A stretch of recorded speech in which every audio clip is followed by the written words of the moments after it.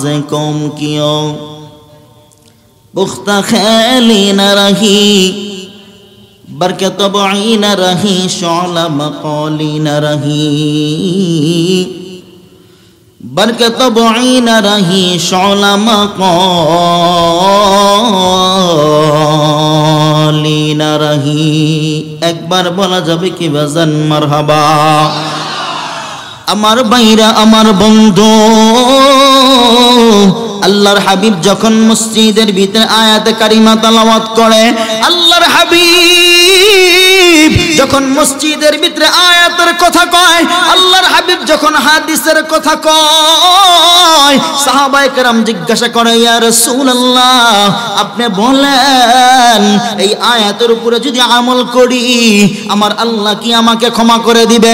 আল্লাহর হাবিব বলে এই সাহাবায়ে কেরাম তোমরা এই আয়াতের উপরে যদি আমল করতে পারো আমার আল্লাহ তোমাদেরকে মাফ করবে। শুধু মাফ করেই ক্ষান্ত হবে না আমার আল্লাহ তোমাকে এমন বিশাল বড় জান্নাত দান করবে যেই জান্নাত তুমি কখনো কল্পনাও করতে পারো না। এ মুসলমান বন্ধু দিলের কানটা লাগায় শুনবেন আমি প্রশ্ন করব জবাব দিবেন আপনারা। আসমানের মালিক কে? এই জমিনের মালিক কে? আপনারে বানাইছে কে? আমারে বানাইছে কে? तमाम দুনিয়া বানাইলো কে? আল্লাহর পয়গম্বর বলেন সাহাবায়ে কেরাম तमाम দুনিয়া আমার আল্লাহ যদি বানায়া থাকে আমার আল্লাহ যদি আসমান বানায়া থাকে আমার আল্লাহ যদি জমিন বানায়া থাকে আমার আল্লাহ যদি তোমার কলব বানায়া থাকে আমার আল্লাহ যদি কুল কায়নাত বানায়া থাকে রে এই সাহাবায়ে কেরাম তোমরা কি মনে করেছো দুনিয়া এটা এমনি এমনি আমার আল্লাহ পাঠাইছে? না না দুনিয়াটা আমার আল্লাহ পরীক্ষার জন্য তোমারে আমার পাঠাইছে। এই দুনিয়া থেকে কি আমল নিয়ে তুমি কবরে ঢুকবা এটা চেক করার জন্যই কিন্তু আল্লাহ তোমারে পাঠাইছে। ক্ষণস্থায়ী দুনিয়ায় আল্লাহ তোমারে পাঠাইছে চিরকালের অবস্থা তোমার জন্য আখিরাত পরে রয়েছে।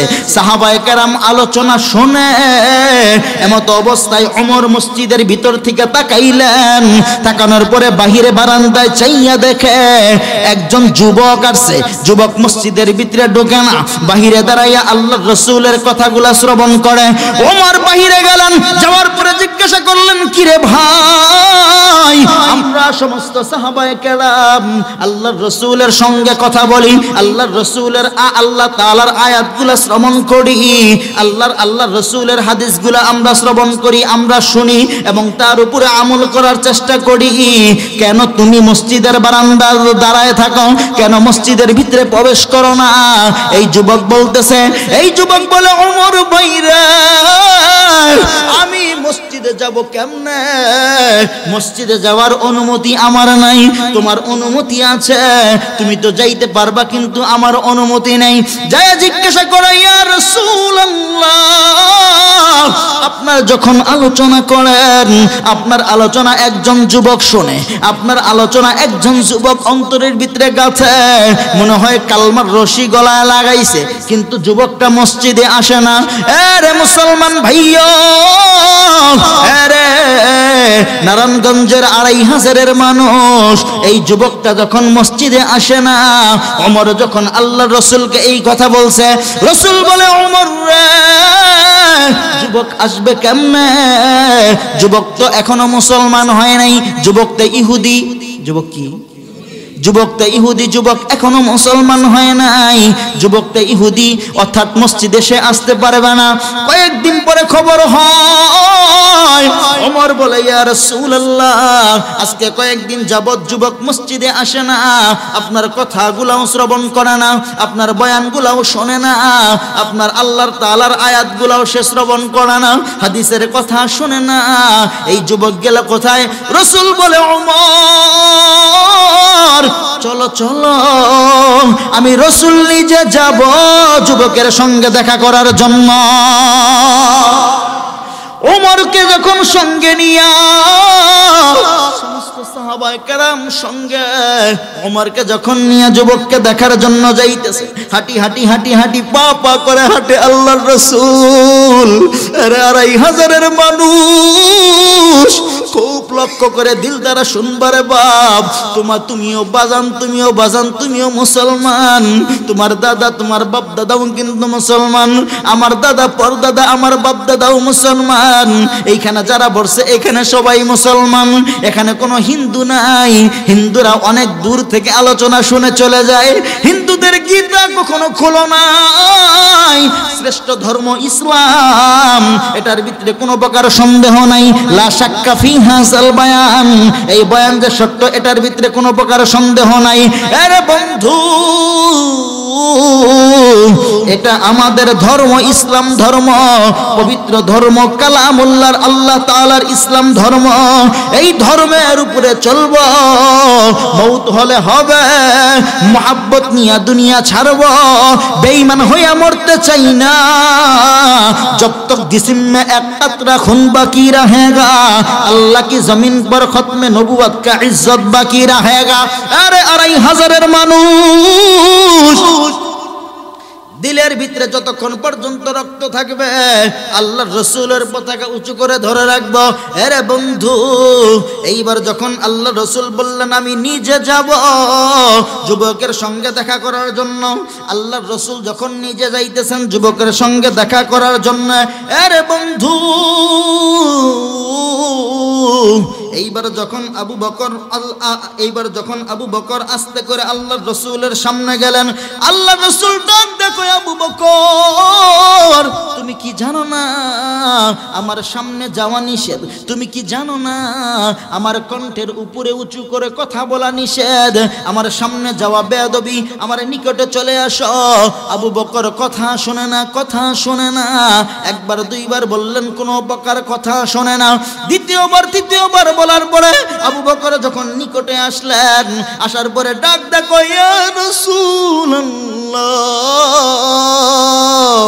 আল্লাহর রাস্তে আমাকে ক্ষমা করে দিবেন, আমি আপনার সামনে গেলাম এই জন্য আমি মাপ চাই। বলে আবু বকর রে, একবার ডাক দেওয়ার পরে তোমার দেরি হয় না কেন? এখন দেরি করলা, আমার সামনে কেন অগ্রসর হইলা?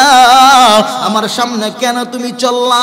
আবু বকর ডাক দেখো ইয়া রাসূলুল্লাহ, আপনি রাস্তা দিয়া চলেন, ওই যে সামনে কাফের বেঈমানের বাড়ি দেখা যায়, আপনাকে দেখা যদি একটা তীর মাইরা দেয় আপনার বুকের ভিতরে লাগবে। আমি আবু বকর জিন্দা থাকা অবস্থায় আপনার দিলের ভিতরে, দেহের ভিতরে একটা তীর লাগবে, আমি আবু বকর সহ্য করতে পারবো না। এই জন্য সামনে গেলাম, যতগুলা তীর আসবে আমি আবু বকরের দেহের সামনে নিব, আপনার শরীরে একটা ফুলের টুকাও লাগতে দিতাম না, আপনার শরীরে আঘাত লাগতে দিতাম না। এই জন্য আমি আবু বকর আপনার সামনে গেলাম। আমি জানি গো রাসূল, এই দুনিয়ায় আপনার মা নাই, এই দুনিয়ায় আপনার বাবা নাই, আমরা সাহাবায়ে কেরাম ছাড়া আপনার আর কেউ নাই, আপনার আর কেউ নাই। এই জন্য আমি আপনার সামনে গেছি। ইয়া রাসূলুল্লাহ, আপনি বেয়াদবি হলে আমাকে ক্ষমা করে দিবেন। আল্লাহর রাসূল যখন সামনে গেলেন, এবার যখন যুবকের বাড়িতে যখন চলে গেলেন, যাওয়ার পরে তাকায় দেখে মারদান শাদীদান, মারাত্মক রোগে আক্রান্ত হয়ে গেছে, কঠিন রোগে কাতরাইতেছে, বিছানায় শুয়ে রয়েছে। যুবক ডাক দিলেন, কিরে যুবক? যুবক যখন বললেন আল্লাহর রাসূল আপনি আমার বাড়িতে আসছেন, আল্লাহর রাসূল বলে, কি রে যুবক, আমি তোমার বাড়িতে আসলাম, কেন মসজিদে যাও না? এবার যুবক বলে, ইয়া রাসূলুল্লাহ, আমি মসজিদে যাই না, আমার শরীর খুবই অসুস্থ, আমি মনে হয় বাঁচব না, আমাকে কি তওবা পড়ানো যায় না? আল্লাহ রাসূল ডাক দেখো, যুবক রে, তুমি তো জানো, তুমি আমার কথা অনেকদিন যাবৎ শ্রবণ করো, তুমি আমার কথা অনেকদিন যাবৎ শোনো, আমি শুধু আমার ধর্মের যারা আছে তাদের জন্য সুপারিশ করতে পারবো, কিন্তু বেদিন যারা, আমি তাদের জন্য কোনো প্রকার সুপারিশ করতে পারবো না। এখন আপনারা বলবেন আল্লাহর রাসূল কি ইহুদিদের জন্য সুপারিশ করবে না মুসলমানের জন্য সুপারিশ করবে? কাদের জন্য করবে? মুসলমানের জন্য সুপারিশ করবে রে মুসলমান। এবার যুবক ডাক দেয়, কয় ইয়া রাসূলুল্লাহ, আমার হাতটা বাড়ায় দিলাম, আপনি আমার এখনই কালমা পড়ে মুসলমান বানায় দেন। যুবক মুসলমান হয়ে গেল। আল্লাহর রাসূল যখন চলে আসলেন, একটু পরে খবর হয় যুবক ইন্তেকাল করেছে। যুবক কি করেছে? যুবক ইন্তেকাল করেছে, যুবক মারা গিয়েছে। এরে ভাই, যুবক মারা গেলেন। আল্লাহর হাবিব বললেন, সাহাবায়ে কেরাম, যুবকটা মারা গেছে, যাও যাও যুবকের লাশটা নাও, যুবকে কাফন পরাও, গোসল করায় কাফন পরাও। ওমর ডাক দেখো, ইয়া রাসূলুল্লাহ, যুবককে কাফন পরানো হইব, কিন্তু যুবকের দাফন কোথায় হইবে? রাসূল বলে, ওমর রে, যুবকের দাফন হবে জান্নাতুল বাকি মুবারকে। যুবকের দাফন কোথায় হবে মুসলমান? জান্নাতুল বাকি মুবারকে। সাহাবায়ে কেরাম গোসল করাইলেন, কাপড় পরাইলেন। যুবকের লাশটা নিয়ে যখন সামনের দিকে অগ্রসর হইতেছে, আল্লাহর রাসূল সামনে, আল্লাহর রাসূল পায়ের আঙ্গুলের মাথায় উকি দিয়া দিয়া হাঁটে, ভর দিয়া দিয়া হাঁটে, পুরা পাটা জমিনে লাগায় না। ওমর তাকায় দেখে আল্লাহর রাসূল পুরা পাটা জমিনে লাগায় না। কি ব্যাপার? আল্লাহর রাসূল কেন পুরা পাটা জমিনে লাগায় না? যুবকের দাফন শেষ হয়ে গেল।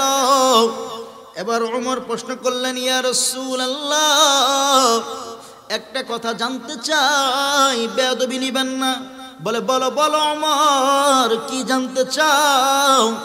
ওমর বলে, ইয়া রাসূলুল্লাহ, আমি জানতে চাই, আপনি যখন যুবকের লাশটা নিলেন, নেওয়ার পরে আঙ্গুলের মাথায় উকি দিয়া দিয়া ভর দিয়া দিয়া হাঁটেন, পুরা পাটা জমিনে লাগান না, ব্যাপার বুঝলাম না।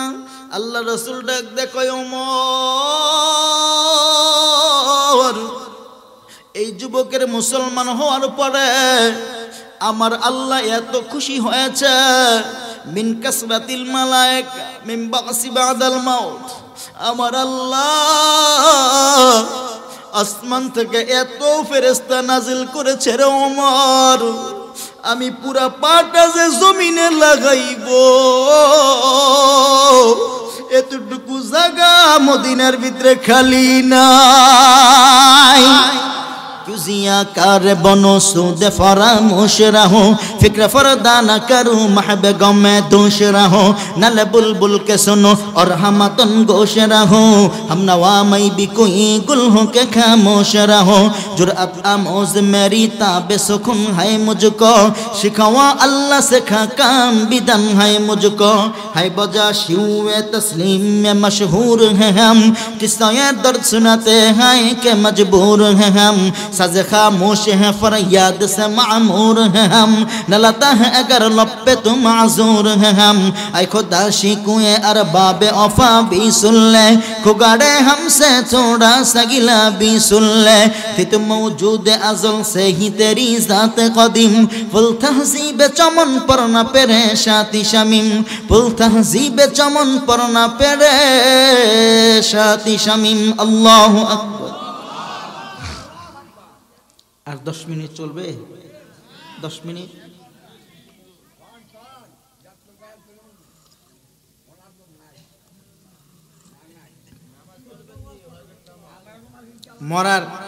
মরার ভয় নাই আছে? এক যুবক, আসলে অনেক সময় হয়ে গেছে তো এই জন্য আলোচনাটা আসলে এইভাবে হয় না, এইভাবেও করি না, একটু সময় নিয়ে গোছায়ে মানুষকে সুন্দর করে বুঝে তারপরে কিছু কথা বলে ছেড়ে দিই। আমি বহুত চেষ্টা করছি, মানে চেষ্টার কোনো কমতি নাই, চেষ্টার কি নাই, চেষ্টার কোনো কমতি নাই আমার। আমি গাড়ি রেখে এইভাবে আসছি, বুঝতেছেন আপনি? অন্য কেউ হলে এটা করতো না। আমি আমার গাড়ি রাইখা, নিজস্ব গাড়ি রাইখা আমি এভাবে আসছি, মানে বহুত কষ্ট করে আসছি। রোড পুরাটাই জ্যাম, দুইটা রোড, মানে এক পাশ দিয়ে দিকে গাড়ি ঢোকে আর এক পাশ দিয়ে গাড়ি বের হয়, দুইটাই জ্যাম। তাক আল্লাহ তাআলা আনছেন, এটাই হাজার হাজার শুকরিয়া, ঠিক না? যদি না আসতে পারতাম তাহলে আপনারা খারাপ বলতেন, হুজুর বাটপার। বাস্তব হুজুর, এটাই সত্য কথা, এক কথাই বলতো হুজুর বাটপার, আর কোনো ভাষা নাই, এটাই মিথ্যা কথা বলে, এটাই বলতো। হ্যাঁ, আল্লাহু আকবার, আল্লাহু আকবার। এক যুবক ঘুমাইছে, কি করছে? যুবক ঘুমাইছে, ঘুমের ঘরে যুবক স্বপ্ন দেখে আজরাইল আসছে। কে আসছে? আজরাইল আসছে। মুরব্বি শুনতেছেন? আসছে কে? আজরাইল। আজরাইল আইসা কইতেছে যে এই ওঠ, ঘুম থেকে ওঠ, আল্লাহ আমারে পাঠাইছে জান কবজ করার জন্য, হন তোর জান কবজ করবো, তুই ওঠ। যুবক কয় কি ব্যাপার? আমি তখনও বুড়াই হই নেই, আমার জান কবজ করবে মানে? আমি জুয়ান, আমার দাড়ি উঠে নাই, চামড়ায় কোনো প্রকার গোচি পড়ে নাই, জান কবজ করবা মানে? কহ তোর জান কবজ করার সিরিয়াল আগে এসে পড়ছে, তোর নামের যে লিস্টটি এটা উপরে রাখা আছে সবার উপরে, এখন তোর জান কবজ করতে হবে, আল্লাহ অর্ডার দিছে। যুবক টেনশনে পড়ে গেছে, কি ব্যাপার, আল্লাহ যদি অর্ডার দেয় তাহলে আজরাইলে জান নিয়ে যাবেই, আজরাইলকে ফিরানো যাবে না। ফিরানো যাবে? কৈফত মানবে আজরাইল? যুবক কয় যে ঠিক আছে, আমরা জান কবজ করবেন, ভালো কথা, আমি একটু আসতেছি। কই কোথায়? না ঘরেই। ঘরের থেকে আসছে, আজরাইল তো ঘুষ নিবে না, তো আজরাইলের জন্য আমি একটু চা নাস্তার ব্যবস্থা করি। আজরাইলের জন্য চা নাস্তার ব্যবস্থা করছে, তো চার সাথে একটা ঘুমের ওষুধ মিশাই দিছে, আজরাইলে দিছে, আজরাইল খাইছে, খাইয়া ইয়া বড় একটা ঘুম দিছে। যুবক চিন্তা করছে, হায় হায়, আমার নামের লিস্টটি হলো সবার উপরে, এখন আজরাইল এদের কাছ থেকে খাতাটা নিয়ে নামের লিস্টটি যেহেতু উপরে, উপর থেকে টান দা এইভাবে নিচে রাখছে। কোথায় রাখছে? নিচে রাখছে।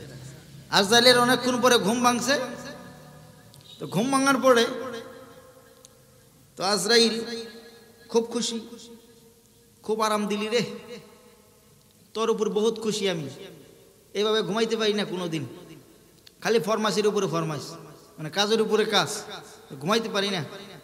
আচ্ছা যাক, আল্লাহ বিচার করলে করবো, আমার করবো, এটা আমি আল্লাহর কাছে মাপ চামো, তুই যে আমার খুশি করছস এজন্য তোর উপরে আমি অত্যন্ত খুশি, যেহেতু তোর নামের লিস্টটা সবার উপরে রাখা, আমি তোর উপরে খুশি হইয়া আমি উপরের থেকে জানটা কবজ না করে নিচের থেকেই জান কবজ করা শুরু করলাম। এখন আপনারা বলেন, নিচের থেকে যদি জান কবজ করা শুরু করে, উপরের নাম কার? হ্যাঁ, আজরাইল যখন নিচের থেকে টান দিছে, টান দেওয়ার পরে দেখে ওর নাম, ব্যাপার কি রে, তোর নাম তো উপরে আসিল, নিচে গেল কেমনে? তুই নিছস? আমি কিছু জানি না, আমি কিছু জানি না। মরণেরই কথা মানুষ স্মরণ করো না, আজরাইলা শিলে কারো কৈফত মানবে না, আজরাইলা শিলে কারো কৈফত মানবে না। আজরাইল কৈফত শুনবে বাজান? আজরাইল কোন প্রকার কৈফত শুনবে? আল্লাহর হাবিব আয়াতে কারিমা তেলাওয়াত করেছে, আসসালামু আলাইকুম ওয়া রাহমাতুল্লাহ। সালাম ফিরানোর পরে তাকায় দেখে বাজান, সাহাবী, এই সাহাবী তাকায় দেখে, আগের দিন যেই সাহাবী সালাম ফিরাইয়া দৌড়ে চলে গেছে, পরের দিন একই কাণ্ড, এই সাহাবীটা আবার সালাম ফিরাইয়া দৌড়াইয়া বাড়িতে চলে গেছে। একবার জোরে বলা যাবে কি বাজান মারহাবা? এই আওয়াজে হয় নাই 2500 মানুষ, জোরে কোন আল্লাহু আকবার। আমার বাইরা আমার বন্ধু, আল্লাহর হাবিব যখন 3 নাম্বার দিন নামাজের মুসল্লায় দাঁড়ায়, আল্লাহর হাবিব যখন 3 নাম্বার দিন নামাজের মুসল্লায় দাঁড়াইলো, আল্লাহর হাবিব নামাজের মুসল্লায় দাঁড়াইয়া যখন আমি আল্লাহর সঙ্গে আমার আল্লাহর সঙ্গে কথা কয়, যখন সূরাটা টান দিল আলহামদুলিল্লাহি রাব্বিল আলামিন, আরে বন্ধু বুখারী মুয়াত্তা মুহাম্মদ মালিক খুলে তাকায় দেখো আমার আল্লাহ কি সুন্দরভাবে জবাব দিলেন। আল্লাহর হাবিব যখন তেলাওয়াত করলেন আলহামদুলিল্লাহি রাব্বিল আলামিন, আমার আল্লাহ আসমান থেকে গায়বী জবাব দেয় পয়গম্বর হামিদানি আব্দি, আমি আপনার উপরে খুশি হয়ে গেলাম। আবার যখন আল্লাহর পয়গম্বর আবার তেলাওয়াত করলেন আর রহমানির রহিম, আমার আল্লাহ আসমান থেকে জবাব দেয় মাজ্জাদানি আব্দি, আমার আল্লাহ জবাব দেয়। আমার পয়গম্বর সূরা তেলাওয়াত করে, আমার আল্লাহ গায়বী জবাব দেয়। এরে বন্ধু আমার আল্লাহ আমার পয়গম্বরকে ডাক দেয়, পয়গম্বর আমার কুদরতি অন্তরের ভিতরে টানটা কেন মারলা রে বন্ধু? আপনার কোন উম্মত যদি নামাজের মুসল্লায় দাঁড়ায়, আপনার কোন উম্মত যদি নামাজের মুসল্লায় দাঁড়ায়া আমি আল্লাহর এইভাবে ডাকে, আমি আল্লাহর এইভাবে গুণগান গায়, আমি আল্লাহর এইভাবে প্রশংসা আদায় করে, আমি আল্লাহর এইভাবে ডাকে, আপনি তাদেরকে বলে দেন শুধুমাত্র মাথাটা সেজদায় লুটাইতে দেরি, আমি আল্লাহ তাদের গুনাহগুলোকে মাফ করতে দেরি করব না। আপনি বলে দেন গো ইয়া রাসূলুল্লাহ, আপনার উম্মতগুলো যখন নামাজের মুসল্লায় দাঁড়ায় সূরা পাঠ করার পর যখন সিজদার ভিতরে মাথাটা লুটাইবে, আমি আল্লাহর কুদরতি রহমতি বরকতি পা বান্দার কপালের নিচে রাখিয়া মাথাটার মধ্যে দাদা বলবো কেরে বান্দা আমারে ডাকো, আমারে ডাকো। তুমি সিজদায় লুটাইয়া যখন প্রথমেই বলছো সুবহান রাব্বিয়াল আলা, ও গো আল্লাহ তোমার সামনে মাথাটা ঝুঁকায় দিলাম, আমার আল্লাহ তাআলা বলে বান্দারে আমার 99টা নাম আছে, এই 99 নামের ভিতরে কেউ যদি আমাকে রহিম বলে ডাক দেয় আমার অন্তরের ভিতরে মায়া হয়, কেউ যদি আমাকে সত্তার বলে ডাক দেয় আমার অন্তরের ভিতরে মায়া হয়, কেউ যদি আমাকে গফর বলে ডাক দেয় আমার অন্তরের ভিতরে মায়া হয়, কেউ যদি আমাকে সবুর বলে একটা ডাক দেয় আমার অন্তরের ভিতরে মায়া হয়। কিন্তু কেউ গফুর বলে নাই, রহমান বলে নাই, কারিম বলে নাই, সত্তার বলে নাই, জাবুর বলে নাই। আমায় আল্লাহকে যদি একবার নাদান গুলা একবার আল্লাহ বলে ডাক দেয় আমার কুদরতি মনের ভিতরে কেমন জানি জুস আসে। আরে বান্দা আমার আল্লাহ বলে ডাক দিতে দেরি, আমার কুদরতি নামের ভিতরে সবচেয়ে জুসের মুহাব্বতের নাম হলো আল্লাহ, নাম নিতে দেরি রে বান্দা, গুনাহগুলা মাফ করতে আমি আল্লাহ মুহূর্তের ভিতরে দেরি করি না। আরে মুসলমান 3 নাম্বার দিন যখন নামাজের মুসল্লায় দাঁড়াইছে আল্লাহর হাবিব যখন সালাম ফিরায়া দেয়, সালাম ফিরানোর পরে যখন এইবার সামনের কাতারের সাহাবী পিছনে তাকাইছে, পিছনে তাকায়া এইবার যখন তাকায় দেখা 2 দিন যাবত একজন সাহাবী পিছন থেকে উঠেই তাড়াতাড়ি চলে যায়, 3 নাম্বার দিন চলে যাইতেছে। এবার সামনের কাতারের এই সাহাবীটা আসলেন, আসার পরে দৌড়াইয়া বাহিরে গেলেন, যাওয়ার পরে এইভাবে হাতের মধ্যে ধরছে, ধরার পরে ডাক ডাক কয় কি ব্যাপার তুমি রাসূলের বয়ানে কেন বসো না, মজমায় কেন বসো না, নামাজের সালাম ফিরানোর পরেই কেন দৌড়াইয়া তাড়াতাড়ি করে চলে যাও, কি ব্যাপার বিষয়টা বুঝলাম না, কেন আমাদের সাথে সময় লাগাও না, কেন সুন্দর হাদিসের কথা শ্রবণ করো না, আমার আল্লাহর কোরআনের কথা কেন শ্রবণ করো না, কি সমস্যা তোমার, কি সমস্যা? এই সাহাবী কোনো প্রকার কথা বলে না, এই সাহাবী সামনের কাতারে যেই সাহাবী হাতের মধ্যে ধরছে, এই সাহাবীর হাতের মধ্যে জোরে একটা কামড় বসায় দিছে। আরে বন্ধু, জোরে যখন কামড় বসাইছে, এই সাহাবী হাতটা ছেড়ে দিলেন। এই সাহাবীটা কালো কালো কুসকুসে সাহাবী, এবার পলায়ন করলেন, চলে গেলেন। এবার যার হাতের মধ্যে কামড় মেরেছে, এই সাহাবী বলতেছে আমি আল্লাহর রাসূলের কাছে নালিশ করব, কেন আমার হাতের মধ্যে কামড় বসাইলেন, কেন আমার হাতের মধ্যে আঘাত করলেন। নামাজ শেষ হওয়ার পর এই সাহাবীটা রাসূলের কাছে যায়, কয় ইয়া রাসূলুল্লাহ, আমি আপনার নিকটে আসলাম, দেখেন দেখেন আমার হাতের মধ্যে কামড় বসায় দিয়েছে, দেখেন দেখেন আমার হাতটা কামড় মেরে কি করেছে, একদম রক্তে লাল হয়ে গেছে, একদম কেটে গেছে। এর বিচার চাই, বিচার চাই। বলে কে কামড় দিয়েছে? বলে একজন সাহাবী, আপনার বয়ানেও বসে না, কালো কুসকুসে সাহাবী, নামাজের সালাম ফিরায়ে তাড়াতাড়ি করে চলে যায়। বিষয়টা বুঝলাম না। রাসূল বলে ওমর রে, বিষয়টা তুমি কি জানো? ওমর বলে না আমি জানি না। তুমি কি জানো? না আমি জানি না। এই তুমি কি জানো? না আমি জানি না। এই তুমি কি জানো? না আমি জানি না। একজন দুইজন করে সবাই ফেল হয়ে গেল, আমি জানি না, আমি জানি না, আমি জানি না। আল্লাহু আ'লাম, আল্লাহ ভালো জানে এবং আল্লাহর রাসূল সবচাইতে ভালো জানে। এখন আপনারা বলবেন আল্লাহর রাসূল জানে কি জানে না? জানাইছে কে? আরে জোরে বলেন, জানাইছে কে?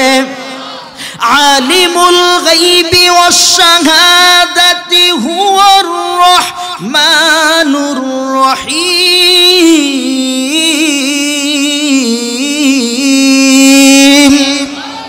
গায়েব কি খবর খোদা হি কো হ্যায়, অদৃশ্যর জ্ঞান একমাত্র কে জানে? অদৃশ্যর জ্ঞান একমাত্র আমার আল্লাহ জানে। আমার আল্লাহ যা পয়গম্বরকে যা জানায়, আমার পয়গম্বর তাই জানে। আমরা মনে করি ওইটা আমরা মনে করি আল্লাহ রাসূল গায়েব জানে না। না, আল্লাহ রাসূলকে আমার আল্লাহ যা জানায়, আমার রাসূল তাই জানে। বাস্তব কথা মূলত সেটা আমাদের কাছে গায়েব হয়ে গেছে। এই জন্য আমরা মনে করি আল্লাহ রাসূল গায়েব জানে। না রে, না জান না, আল্লাহ রাসূল সব কিছুই জানে। এবার বললেন ওমর, চলো চলো তাড়াতাড়ি চলো, এই তোরা যাইবিনি, তাড়াতাড়ি চল, আমি যাব পাগলার সঙ্গে দেখা করার জন্য, আমি যাব পাগলার সঙ্গে কথা বলার জন্য, আমি যাব। পাগলা কি জন্য নামাজের মুসল্লায় আসে, আমার কাছে কেন বসে না, এর ভেদ জানার জন্য যাব। তোরা কে কে আমার সাথে যাবি? সাহাবায়ে কেরাম এক চুমচু করে হাত উঠায় দিয়েছে। ইয়া রাসূলুল্লাহ, আমি যাব। ও বলে আমি যাব, সে বলে আমি যাব। সমস্ত সাহাবায়ে কেরামকে নিয়ে আল্লাহর রাসূল ওই পাগলার বাড়ির সঙ্গে যখন রওনা দিলেন, বাড়ির দিকে যখন রওনা দিলেন, বাজান আরে বন্ধু এখন বুঝবেন, রাত্রি যত গভীর হয় দিলের ভিতরে কথাগুলা তেমন ভাবে ঢুকবে রে বাজান, অন্তর ঠান্ডা হয়। অতীব গভীর হয় রজনী যখন, নীরবে প্রভুর নাম জপিয়া তখন। অতীব গভীর হয় রজনী যখন,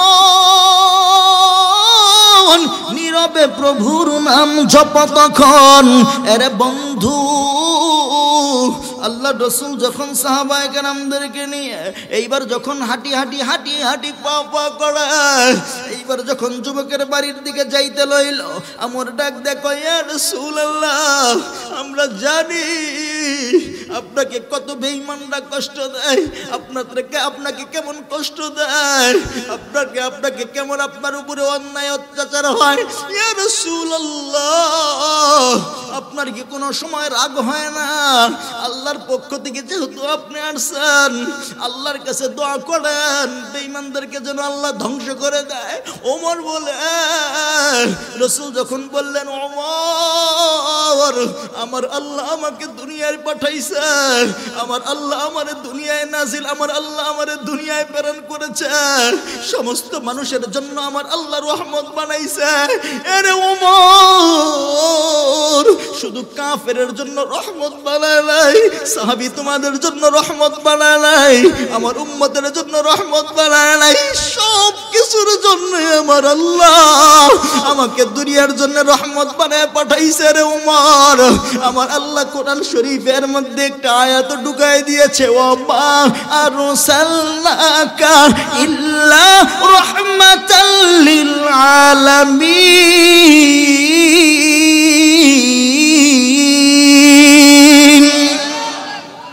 এর ওমর আমার আল্লাহ আমারে বানাইছে তামাম দুনিয়ার জন্য রহমত স্বরূপ, আমার আল্লাহ আমারে বানাইছেন।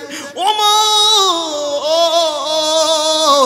আমি রসুলকে ভালোবাসতে হবে, আমি রসুলকে ভালোবাসতে হবে।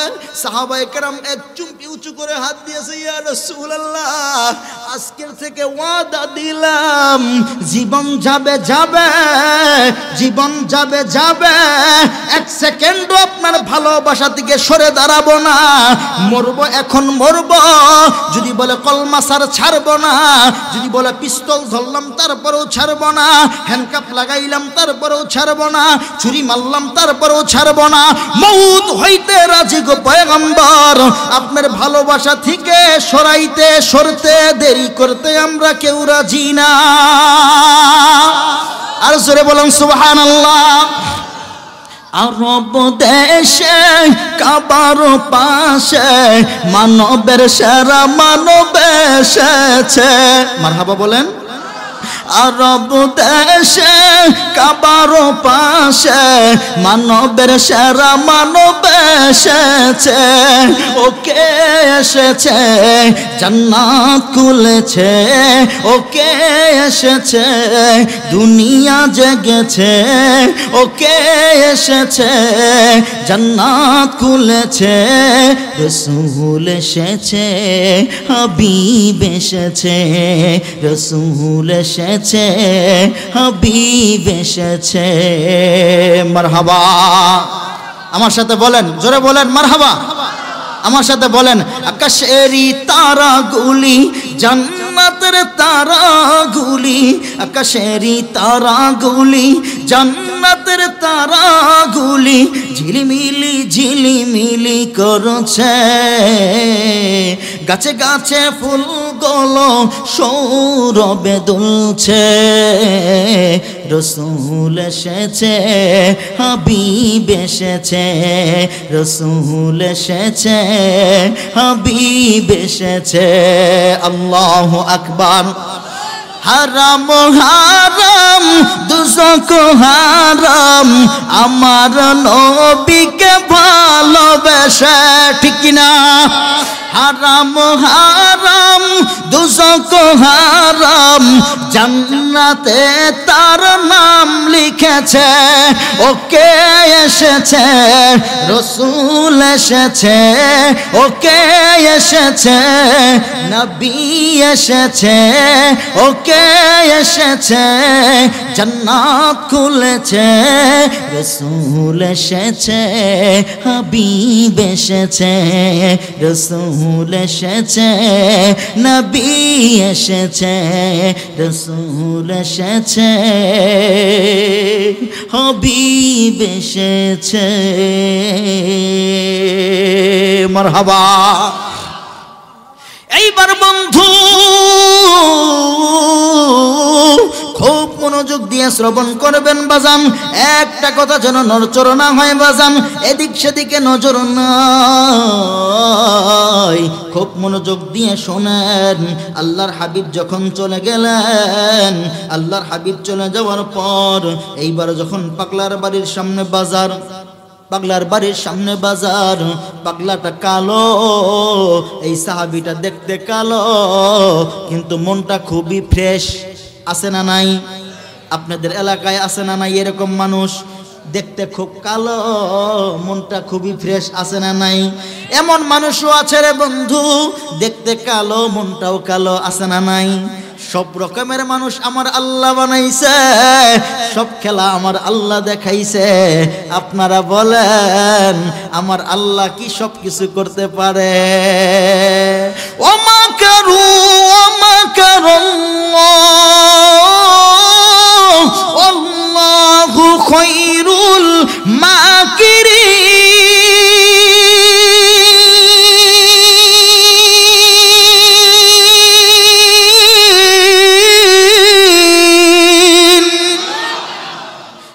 আল্লাহ সব খেলা দেখাইতে পারে রে মুসলমান, আমার আল্লাহ সব কিছুই করতে পারে। মনটা যেমন কালো বাহিরে তেমন কালো। আরে বন্ধু, আল্লাহর হাবিব যখন চলে গেলেন, পাগলাটা বাড়ির সামনে হলো বাজার, পাগলা বাড়ির সামনে বাজারের ভিতরে দাঁড়ায় রইছে। এইবার যখন দেখলেন আল্লাহর রাসূল ইনার দিকে হাঁটি হাঁটি হাঁটি হাঁটি পা পা করে সাহাবায়ে কেরাম নিয়ে আসতেছে, এই পাগলা দেরি করে নাই, এই পাগলা আমার রাসূলের দিকে মুখটা না তাকায়া এই পাগলা এইভাবে এই দিকে মুখটা দিয়া দাঁড়াইছে, আর এইভাবে এই পাগলার পিছনটা দিয়া দিছে আল্লাহর রাসূলের সামনে। আল্লাহর রাসূলের সামনে যখন পিছন দিয়া দিলেন, পিঠটা যখন সামনে করলেন, মুখটা যখন এদিকে করলেন, এখন আপনারা বলবেন আমার রাসূল আসতেছে আগায়া আগায়া, আমার রাসূল যদি পাগলাকে দেখে অবশ্যই তো চিনতে পারবে, ঠিক না বে ঠিক বলেন? তুমি কেন মুখটা এইদিকে দিয়ে দাঁড়াইলা, কেন এইদিকে চাইয়া রইলা, আমি রাসূলের দিকে তাকাইলা না? আমার রাসূল চিনবে, আমার রাসূল। আরে বন্ধু, আমার রাসূল যখন আসলেন, আমার রাসূল আসার পর এই সাহাবীটা যখন এইভাবে মুখটা দিয়ে এইভাবে দাঁড়াইছে, পিছন দিকে দিয়া যখন আল্লাহর রাসূলের সামনে দিয়েছে, আমার রাসূল আর দেরি করে নাই, আমার রাসূল আইসা পিছন দিক দিয়া এই পাগলারে জড়ায়া ধইরা ফালাইছে। পিছন দিকে আইসা যখন এইভাবে জড়ায় ধরছে, পিছন দিকে আইসা যখন জড়ায় ধরলো, এই পাগলাটা নিচে পড়ে যাইতেছে, নিচে পড়ে যায়, হেলে হেলে হেলে হেলে নিচের দিকে যাইতেছে। যখন হেলে হেলে নিচের দিকে পড়ে যাইতেছে, আমার রাসূল এই পাগলারে আর জোরে জোরে জোরে জোরে বুকের ভিতরে জড়ায়া জড়ায়া ধরে। বাজারে একদল কাফের বেঈমান দুশমনের দল বলতেছে, মনে হয় এই লোকটা কি করেছে, মুহাম্মদ মনে হয় এই লোকটার মাথার মধ্যে আঘাত করেছে, মুহাম্মদ মনে হয় এই লোকটার শরীরের ভিতরে আঘাত করেছে, মুহাম্মদ মনে হয় এই লোকটার মাথার ভিতরে কোনো কিছু দিয়ে আঘাত করেছে, এই জন্য মনে হয় মাথার ভিতরে আঘাত খাইয়া নিচের দিকে পড়ে যাইতেছে। শোনো শোনো, নিচের দিকে পড়ে, শোনো শোনো, এখন সময় আসছে মুহাম্মদকে হত্যা করার জন্য, মুহাম্মদকে আঘাত করার জন্য, এখনই সময় আসছে মুহাম্মদকে আমরা সকলেই এখন আঘাত করব। লাঠি তলোয়ার নিয়ে ছোরা নিয়ে বের হয়েছে। তারপরে যখন মুহাম্মদকে আঘাত করার জন্য আসলেন, ওমর সামনে দাঁড়াইয়া যখন বলে আল্লাহ রাসূল, ওমর সামনে দাঁড়ায় বলে, রাসূল ওই যে দেখেন কাফের বেঈমানের দল আপনাকে আঘাত করার জন্য আসে, আমি ওমর তো মরি নাই, আমি ওমর এখনো জিন্দা আছি, আমি ওমর জিন্দা থাকা অবস্থায় আপনাকে আঘাত করবে, আমি ওমর মানব না। খুশবদ্ধ তলোয়ার বের করে ফেললাম, যতগুলা আইব সামখান বানায়া ফেলব। আল্লাহ রাসূল বলে, ওমর রে ধৈর্য ধারণ করো, যারা ধৈর্য ধারণ করে নিশ্চয়ই তাদের সঙ্গে কে রয়েছে, ইন্নাল্লাহা মা'আস সাবিরিন।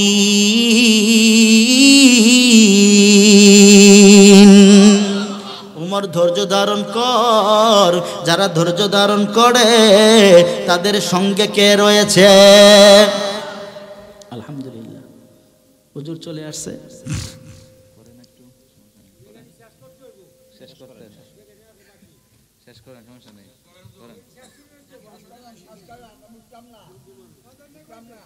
আমি শেষ করব না, আমার হযরত জি চলে আসছে, এখানে কথা বলাটা বেয়াদবি। শেষ করেন, শেষ করেন। হুজুর অনুমতি দিছে, মারহাবা বলেন, সুবহানাল্লাহ বলবেন না? আল্লাহ তাআলা হুজুরের জবান এবং হায়াতের মধ্যে বারাকা দান করেন। খালি হুজুরের না, আপনাদেরও যেন দান করেন। আমারও যেন দেয়, আমার আপনারও না, আমারও যেন আল্লাহ দেয়।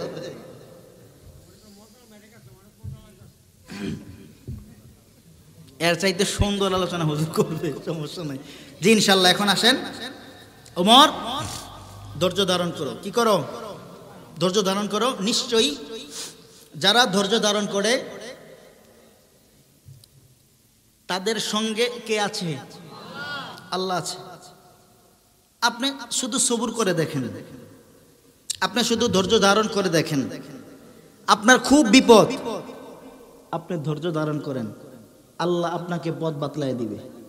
সত্যি খোদার কসম, আজকে এই আসার সময় আমি যখন কোনো রাস্তা পাই না, ওই যে আমার ড্রাইভার ওই যে আইসা পড়ছে, আমি যখন কোনো রাস্তা পাই না, এদিকেও যাম এদিকে যাম, এখন কি করবো? আমি সূরা কুরাইশ পড়লাম। সূরা কোনটা? লিইলাফি কুরাইশিন ইলাফিহিম রিহলাতাশ শিতাই ওয়াস সাইফ, এটা পাঠ করলাম। আল্লাহ পথ বাতলাই দিলেন, আল্লাহ পথ বলে দিলেন। এই সূরা কোথায় নাজিল হয়েছে আমার মনে নাই, তাড়াতাড়ি করে বের হয়ে আসছি তো। আল্লাহর কোরআনের ভিতরে যে কয়টা সূরা আছে, কোথায় কোথায় নাজিল হয়েছে, কোন আয়াত কোথায় নাজিল হয়েছে, আমি সেই বইটা লিখেছি। সেই জায়গার ছবি সহ কালেকশন করে বইয়ের ভিতরে উঠাই দিয়েছি। আনতে মনে নাই, এটা মাংনা ফ্রি দিয়ে দেই, সমস্যা নাই। মাংনা ফ্রি, বই টাকা দিয়ে বিক্রি করি না, বাবার নিষেধ। আল্লাহ তাআলা আমাদের সবাইকে কবুল আর মঞ্জুর করেন। কি ব্যাপার? এই যে শেষ এখনই। কি ব্যাপার? তুমি মসজিদে আসো, নামাজ পড়েই তাড়াতাড়ি করে চলে যাও, বিষয়টা বুঝলাম না, কি হয়েছে তোমার? এবার এই লোক বলে, কালো সাহাবী বলতেছে, ইয়া রাসূলুল্লাহ, আল্লাহর রাসূল আমাকে ক্ষমা করে দিবেন।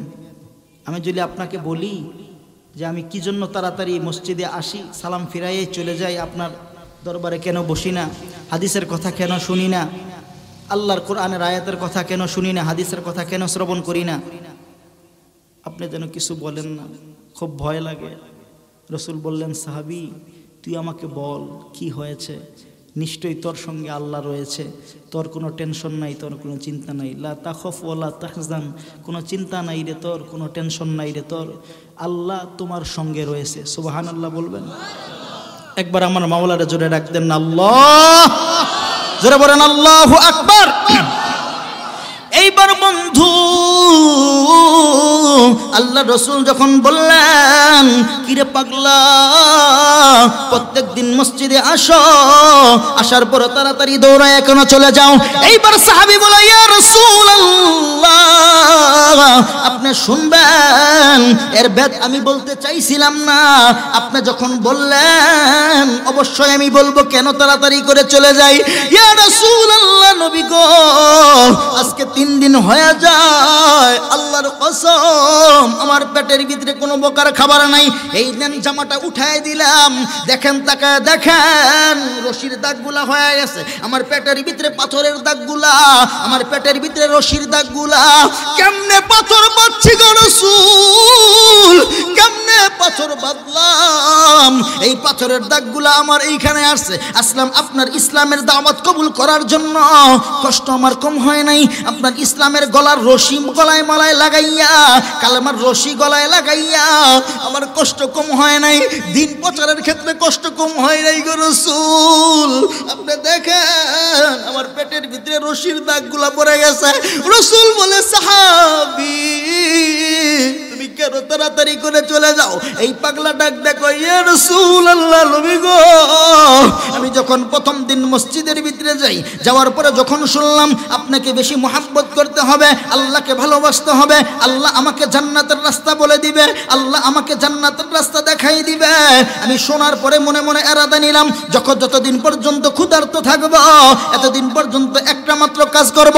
এরে নারায়ণগঞ্জ 2500 মানুষ, উম্মে আইমান আল্লাহর রাসূল রাসূলের পেশাব পান করে যদি জান্নাতি হয়, উম্মে আইমান আল্লাহ রাসূল পেশাব করেছে, পেশাব পান করেছে, পেয়ালার ভিতরে রাখছে, পেশাব পান করেছে, উম্মে আইমান যদি জান্নাতি হয় তাহলে এই পাগলা অবশ্যই জান্নাতে যাবে, এই সাহাবী অবশ্যই জান্নাতে যাবে। এই সাহাবী ডাক কয় ইয়া রাসূলুল্লাহ, আমি যখন প্রথম দিন মসজিদে গেলাম, আপনার হাদিসের কথা শুনলাম, আল্লাহর আয়াতের কথা শুনলাম, মসজিদ থেকে বের হওয়ার পর আপনার জুতা মুবারক বাহিরে রাখা, আল্লাহর কসম আপনার জুতার ধুলা মুবারকটা আমি চাটিয়া চাটিয়া পরিষ্কার করি, আল্লাহর কসম করে বলি গো রাসূল, যতদিন পর্যন্ত আপনার জুতার ধুলাগুলা চাটিয়া চাটিয়া আমি পাগলা খাই, এতদিন পর্যন্ত ক্ষুধার ভাব আমার হয় না, এতদিন পর্যন্ত ক্ষুধার আমার ভাব হয় না। আল্লাহ রাসূল ডাক দিয়ে বললেন, সাহাবী বিয়া করছো? না এখনো বিয়া করি নাই। বলে কেন করো নাই? বলে এই দুনিয়ায় আমার মা নাই, বাপ নাই, বিয়া করাবে কে আমাকে? ধন সম্পদ কিছুই নাই, আমার কে বিবাহ করাবে? বিবাহ কে আমারে আবদ্ধ করবে? আল্লাহর রাসূল বললেন, সাহাবী আমি বিবাহের প্রস্তাব কাড়ি, তুমি এইবার রাজি আসনি? পাগলা ডাক দেখো আমি এখন রাজি আছি। এখন আপনারা বলেন, আল্লাহর রাসূল যদি কারো প্রস্তাবকারী থাকে, যদি কারো কাছে প্রস্তাব দেয়, প্রস্তাব কি কেউ ফিরাইতে পারবে? এই ক্ষমতা কার আছে? মদিনার ভিতরে কারো আছে? আল্লাহর রাসূলকে মদিনায় আসার পরে আল্লাহর রাসূল মার খাইছে। 7 বছর পরে যখন আল্লাহর রাসূলকে ক্ষমতা বুঝাই দিলেন আল্লাহ, প্রেসিডেন্ট যখন বানাই দিলেন আল্লাহ, এখন আল্লাহ তাআলা অর্ডার দিলেন পয়গম্বর, এখন বুলডোজার দিয়া ঠেলা দেন, সবগুলারে ধ্বংস করে ফেলান। এতদিন মারি খাইছেন, এখন শোধ নেন। এতদিন মাইট খাইছেন, এখন কি নেন? শোধ নেন। ক্ষমতা আসছে আল্লাহ রাসূলের কাছে, ঠেলা দিছে, সব শেষ। ঠেলা দিছে কি? সব শেষ। দোয়া করি আল্লাহ রাব্বুল আলামিন আমাদের এই মাহফিলকে সার্থক হিসাবে কবুল আর মঞ্জুর করেন। শেষ করা যাবে না।